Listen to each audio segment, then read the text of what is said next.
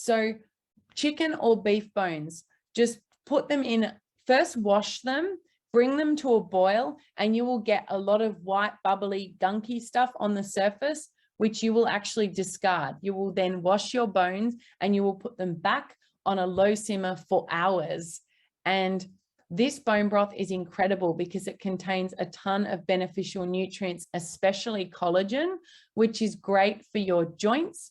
It's really good for gut health. If you have any digestive issues, inflammatory bowel syndrome, it's amazing for your skin. It's proven to have anti-aging benefits, and it's anti-inflammatory, and it can even help improve the quality of your sleep. So broth is number one. Chuck it on the stove, follow the instructions I just shared, and then what you can do is you can add flavors to it. So you might want to add onions or garlic or vegetables. And once you're done, you can strain it out and you've got that liquid gold, which you can then use in a million different ways. You can drink it as a snack. You can add things like green onions and shiitake mushrooms and some dark leafy greens and make an incredible nourishing, and maybe some tofu and make an incredible nourishing little soup you can have anytime.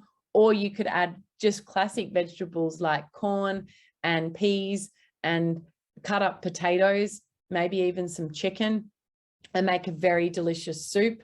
You can turn it into stews, you can add it to casseroles, or you can just have it on its own as a snack.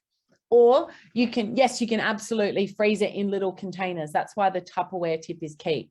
And it's so much cheaper and better for you than a lot of the store-bought broths.